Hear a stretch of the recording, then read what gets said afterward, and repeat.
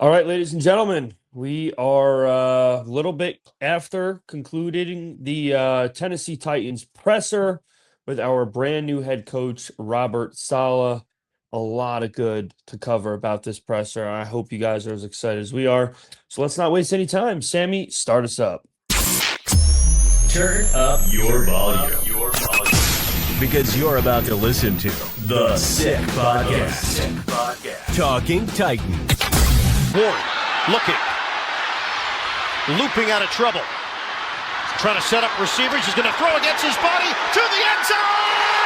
Caught. Touchdown. Spectacular. Cam Ward, welcome to Nashville. The sickest Tennessee Titans podcast. Sick! It's going to be sick. All right, ladies and gentlemen, once again, welcome back to another edition of Sick Podcast Talking Titans, joined always by my counterpart, Jarett. Jarett, I'll give you the initial analysis of what we saw there, probably a good solid 40 to 45 minutes or so of a lot of verbiage from Mike Borgonzi and Robert Saleh. I'm very excited. What do you think? Yeah, I mean, we purposely didn't come on the show once we introduced Robert Saleh as the head coach because we were waiting for this moment when the press conference is going to go and then the snowstorm in Nashville, snowstorm here. So here is our thoughts. One, it's all gas, no brakes. When I was watching it and knowing it and him putting this whole staff together, what we're going to get into, it's literally I want to jump through a brick wall. And I've always said it like, hey, tone it down a little bit. But it's a sense of excitement from this fan base. And what we learned from today, I know we have clips, but just to talk about some things and the rumors that have been swirling, with the coaching staff, with Brian Daboll being here, it's a really exciting time right now to be a Titans fan. They're building, the culture, like Borgonzi said, they're building a huge veteran staff, and I have notes over here, Brian Callahan, Denard Wilson, Cole Anderson, all of them, zero play calling experiences. Now you have Robert Saleh, who's been calling plays for nine years.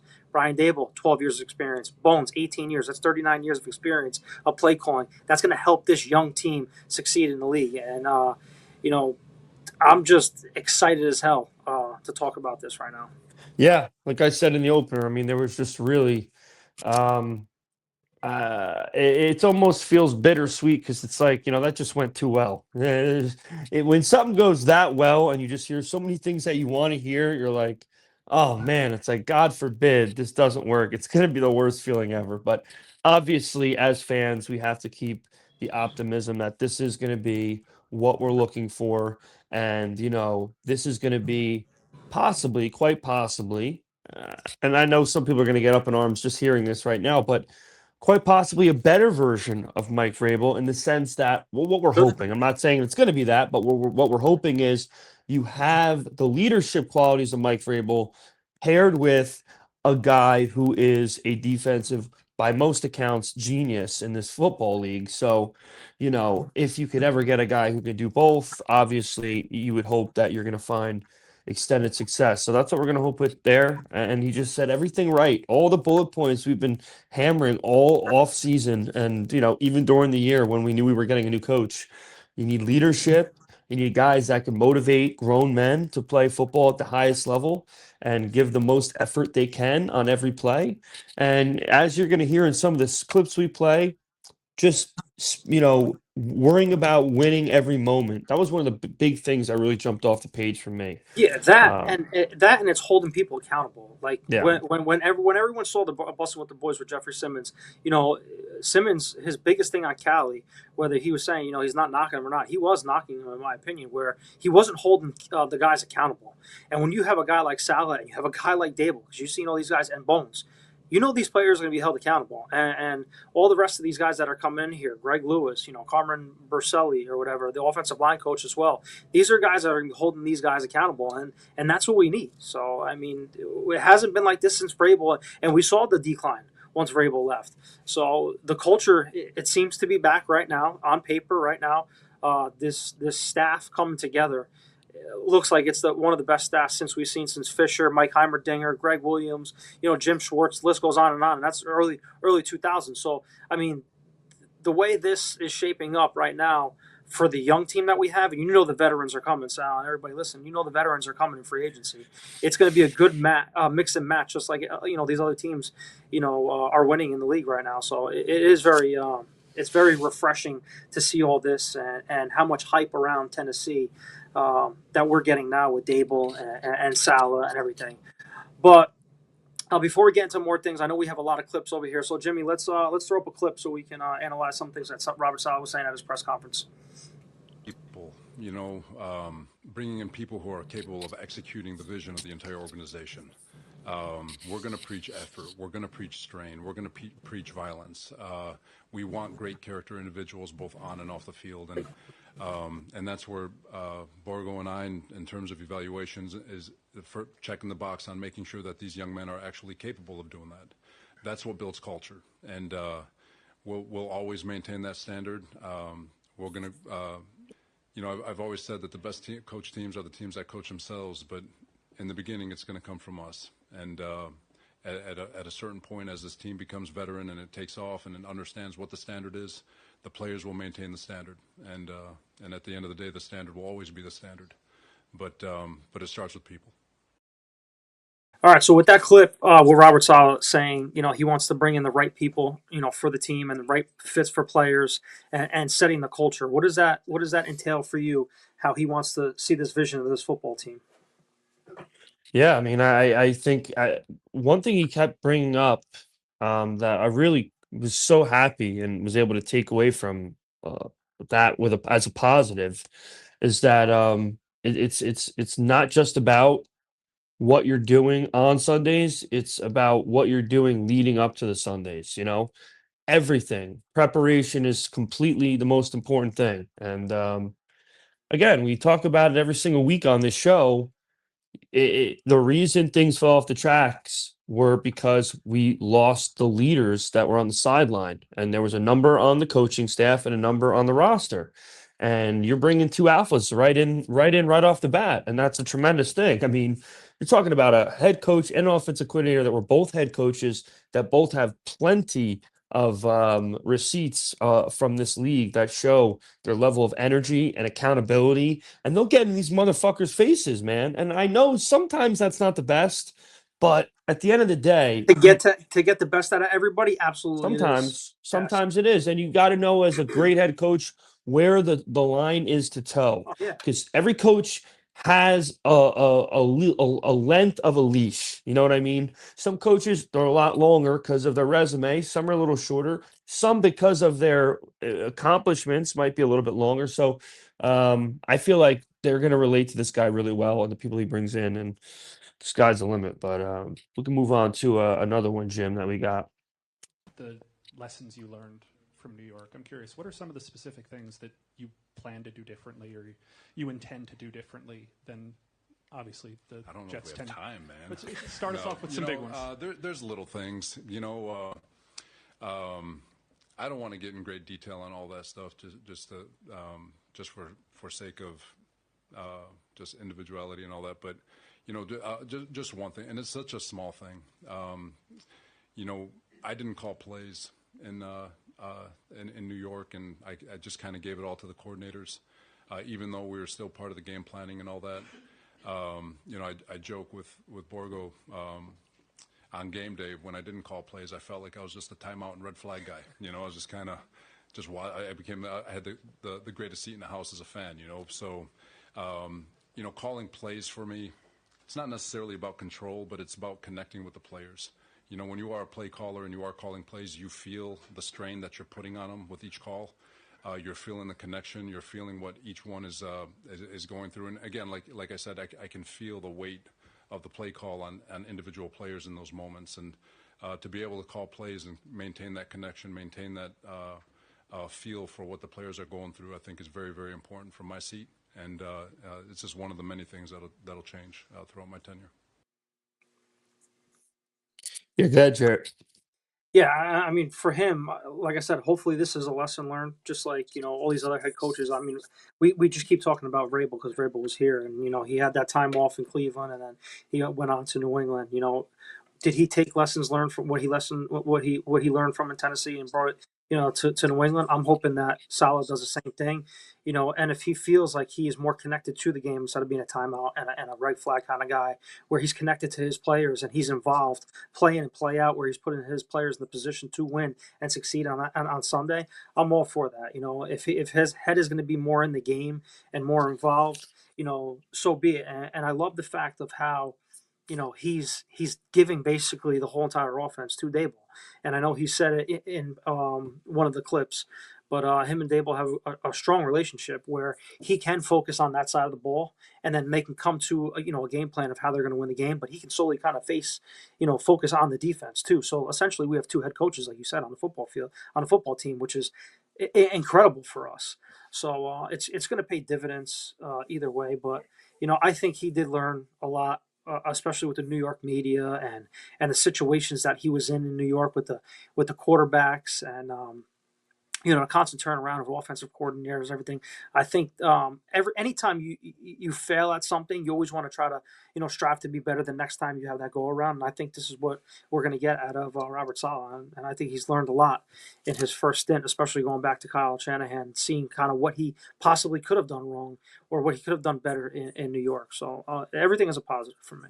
Yeah, I think it's a lot easier to be able to relate to the players as well when you're calling at least one side of the ball.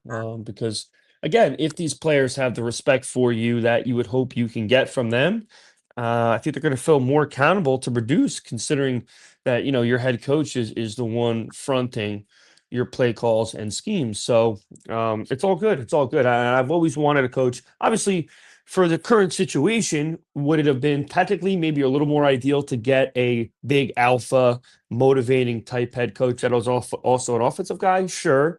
But, the oldest saying in the sport is defense wins championships. And this guy is about as good of a mind as you can find at that side of the ball. So couldn't be happier with that. And yeah, I mean, again, everything you're going to hear here is positive. And if you overlay it to the Callahan presser, it really makes you feel kind of stupid. Kind of makes you feel like they had wool over your eyes because there's just no comparison. And I challenge anybody, if you're feeling a little bit out of touch and you don't feel as excited as we do, go watch the Callahan presser. Because you're going to look like you're watching a high school coach getting brought in and then an NFL coach. So that's the way I took it. I mean, and guys, now, we all have, we can all see the big picture now, and we all, see what's going on, right? When Callahan came in, and now Robert Saleh came in, and Borgonzi and Carton, right? We see that there was a huge mistake with this, right? We saw that the inexperience, like I said, with Wilson, with Callie not calling plays, with Colt Anderson not calling plays, and Nick Holtz not calling plays, and the only really true veteran on that staff was Bill Callahan, right? That was it. That's not a recipe to succeed. Almost a brand new GM, a brand new head coach with no experience for nothing. It's a recipe for a disaster, in my opinion. And I think we kind of learned from that, right? Experiment with Brian Callahan, where we knew we could not fuck this up, where we knew we had to go after an ex-head coach, a guy that sets the culture because the culture dropped. And you check those boxes with all these guys. And to be quite honest with you, I didn't even think Brian Dable would have been a possibility. I was leaning towards, and I don't know, people are going to get punch me for this, but I was leaning towards the more effective, the Matt Nagy coming here as an offensive coordinator, just because I didn't think we had that capability of bringing Brian Dable here, because I thought he was going to get a head coaching job somewhere else. But so when we land this, I think we are the most talked about football team right now to take new heights next year. So I mean, it's exciting times, and I know me and you, we don't want to get too over the whelm. Like I know you're saying you're drinking the Kool-Aid already. I'm taking sips. I'm not chugging yet, but I'm taking sips. So I mean, we do have to trust the old Italian, since you're repping the Italian. Sure, we have to trust the Italian from Massachusetts and the East Coast. We kind of know what we're doing. We just got to give time, and Rome's not built in one day. So Mike is putting together one hell of the first checkbox of the offseason. So I know we're just getting there, but it's been awesome. Yeah. And what another caveat to this, another reason to get excited, then we'll maybe get one or two more clips in. Brian Dable's like he as far as accomplishments in the NFL. This is the best offensive coordinator we might have ever had in our history in Since Heimerdinger. Nashville. Since Heimerdinger. You know, yeah, and honestly, you could probably put Heimerdinger's resume up against Dable, and frankly, outside of his stint with the Giants, that wasn't all bad. By the way, they did have a run in the playoffs there a couple years back, but you could argue maybe it would even surpass Heimerdinger. I mean, this is a legitimate coordinator that has success developing quarterbacks into stars, Yeah, and and not just one guy. not to even interrupt you, but I literally wrote this down because I knew we were going to talk about it. He had the likes of Jackson Dart, Josh Allen, Daniel Jones, and people are going to say, "Oh, Daniel Jones, his time in New York." But we'll start with Josh Allen. 2020, his breakout year. Josh Allen, 4,500 yards, 420 rushing yards, and 8 touchdowns, 37 touchdowns, 10 interceptions, a 69% completion percentage, and a passer rating of 107.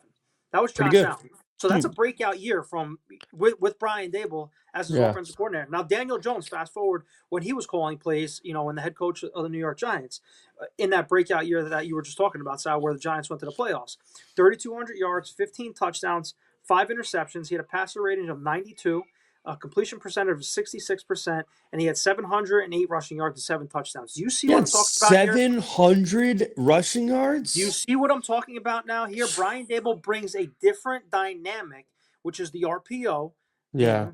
to this team. And Cam Ward's going to have to do that now, okay? Because He can't have 700 yards rushing. That's not for saying sure. 700, but Josh Allen with 420 and 8 touchdowns, they're going to utilize Cam Ward's legs a lot. And the way Robert Saleh said in the press conference, I don't know if we're going to be able to play this video if we have it or not, but the way he said it in the press conference, if you guys remember, where about 80% to 90% of the offenses in this league are all Shanahan touch based, right? Yeah. Brian Dable is not a Shanahan type of guy. It's more of an RPO kind of guy. So, yeah, the blueprint's out for everybody else, but you have to game plan different for the Tennessee Titans now with Brian Dable as a coordinator, because that offensive scheme set is not really a blueprint in this NFL. So, I mean, if we get a Malik Neighbors kind of guy and a guy high in the draft or something like that, watch out. Especially what he's capable of doing, because I think, in my opinion, that Cam Ward is probably the best quarterback that he has.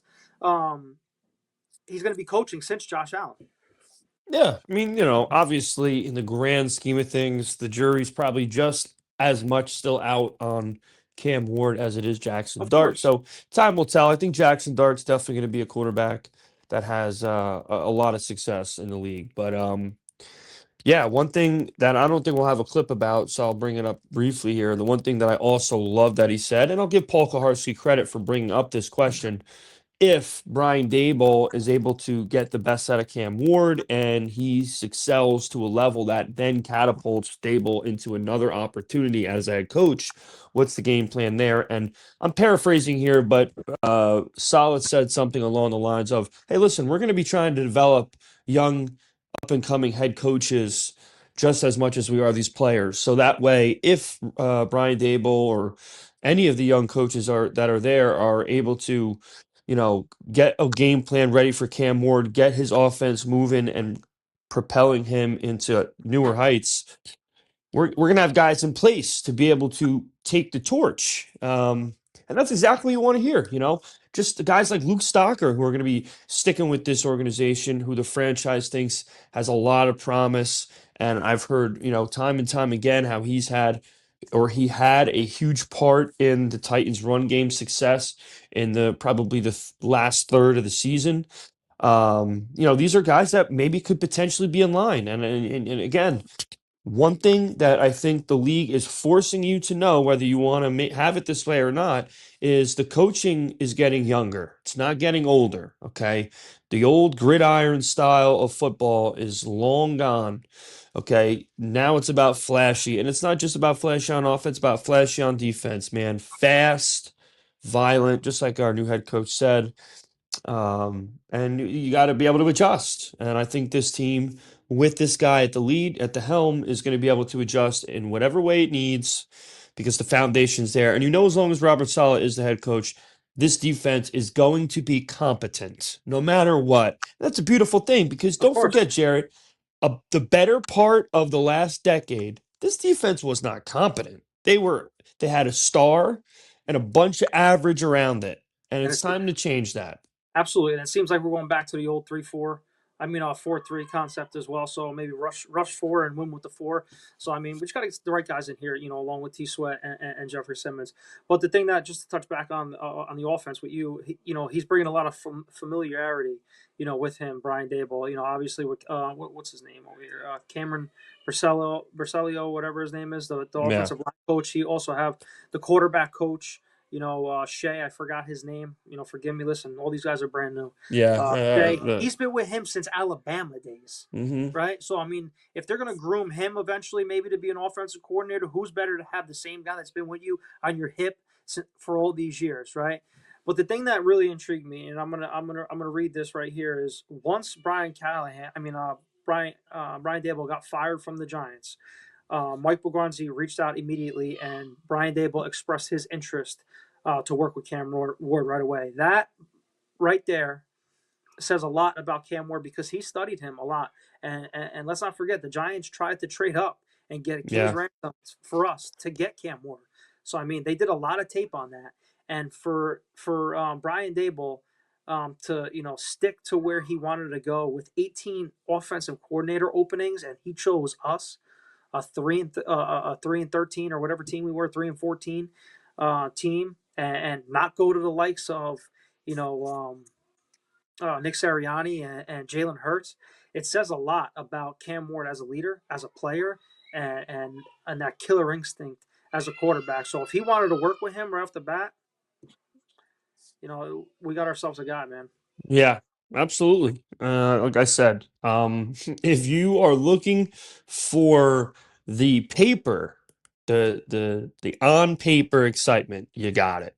You couldn't get on paper. You shouldn't be. It should be impossible to be more excited than you are now. Yep. You've got another leader, alpha head coach, like that, like you might regret we let go, who also, I don't care what anyone says, you're very misinformed if you think Mike Vrabel is a better defensive mind than Robert Saleh, because he's not, and he doesn't even call plays anyway. So again, to try to move away from speaking of the old coach's name, what I'm trying to say is you got that style of motivator with a better defensive mind, with an established offensive coordinator. So there's just no room for error here, and I like the way he answered the question about what are you going to view success this year, and it more or less said it's going to be from the film. It's going to be from what you see effort wise from the football team. The ball bounces both ways sometimes. But if you have a team that is fully prepared every week, you're always going to put yourself in the best position to win. And I think that he's going to be able to do that. So obviously, there's a lot to be excited about. And we'll do probably one more clip, Jimmy, before we go. But before that, let me first, because we did do it in the beginning of the show, as always, guys, got to give a great shout out to our great sponsors over at DraftKings. DraftKings Sportsbook, an official sports betting partner of the NFL, makes every playoff moment feel bigger. DraftKings has your back with early exit protection. If the player in your eligible NFL prop bet goes down at any point in the first half, you'll get paid in cash. Download the DraftKings Sportsbook app and use code 6sports.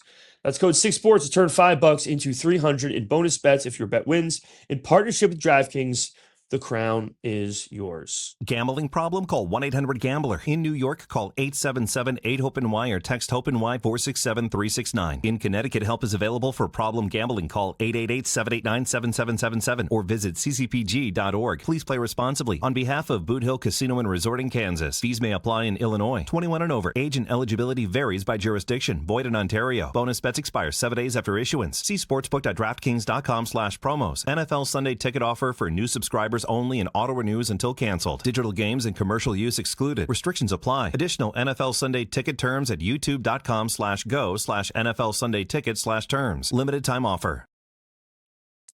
All right, so let's do one more clip, Jim, before we send off for tonight. Really excited about the staff that we've been able to assemble over the last week since we officially locked arms, if you will. But there's a plan. I think when you look at our staff, and obviously there's still some things that are fluid before we announce all of them to you, but we've got a tremendous mixture of experience and youth. We've got some young guys that'll be on the offensive staff that we feel are on the fast track to becoming coordinators. And like I said, for me, the succession plan comes from my seat in terms of what our plan is for each individual coach and how we develop them. You know, I've talked about it before. You know, the most cliche statement a coach can make is that it's our job to develop players. It's like, well, no kidding. Of course, that's our job, but who are the people developing the coaches who are asked to develop the players? You can have a coach in the Stone Age that's developing his player, but his player's never going to leave the Stone Age. So how are we keeping our coaches up to date, evolving, staying ahead of the game, so our players are constantly evolving and staying ahead of the game? So we have a program for that to make sure that our coaches are constantly evolving and pushing the envelope of what they're capable of, no different than we're going to ask our players to push the envelope of what they're capable of. So to go back to your original question, there's a plan in place. It'll kind of be revealed once we start showing off revealing our coaches. But it goes beyond the name of the coaches that are involved. It's going to go to the development that we expect them to have. Yeah, a lot of determination in the tone there. Visions of a plan, clear visions of a plan, and it's just again, you know, I just don't want to fall into the pinch myself kind of mind frame because I have to go back to my excitement level for a lot of other hires of this franchise. But boy, I am as excited as I could be with the start of this offseason. And I think a lot of Titan fans are cautiously excited themselves. And once the winning starts happening, it'll be even more fun to let out the excitement for that because we've been really held back from that excitement for a long time now. So.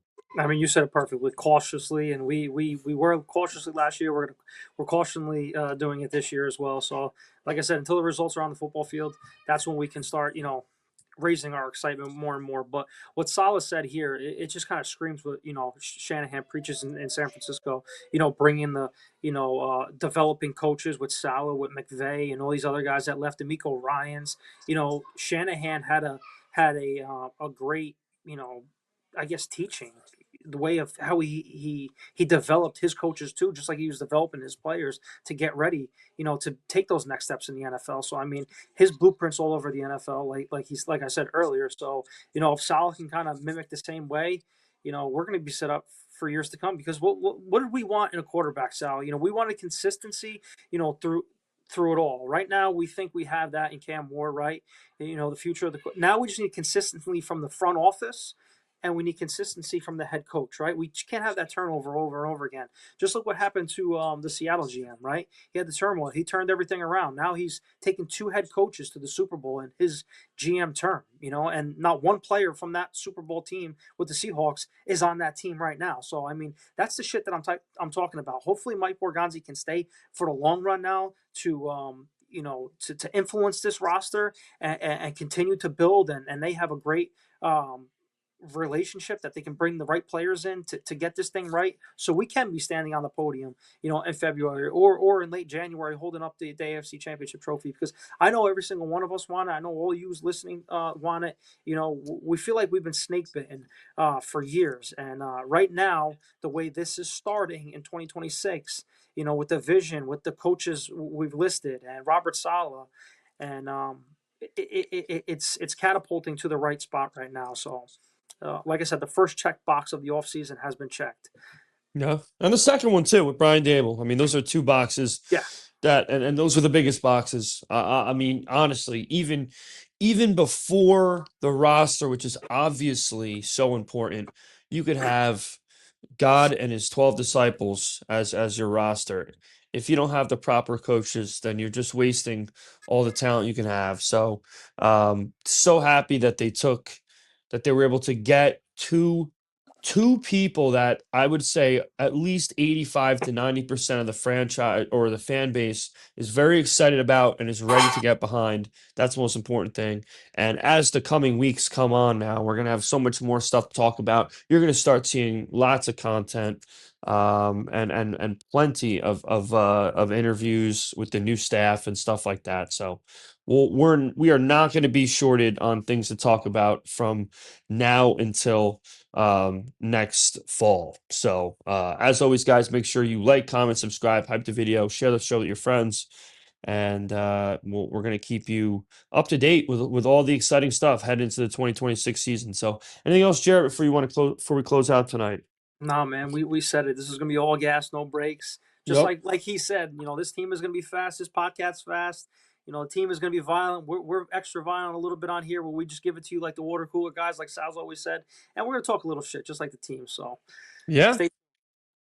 He said, listen, you're going to know it's changed when you feel it on your couch. And you know what? Just like you're going to feel it on your couch watching the Titans, you're going to feel it on your couch watching us. If this team can pick up some momentum and start bringing some pride back to all of us fans that have been praying and begging for it for almost half a decade now. So again, hope everyone enjoys the rest of their night, and we will catch you on the flip. Sammy, or tighten up. I'm not going to forget about that. And Sammy, you can send us out.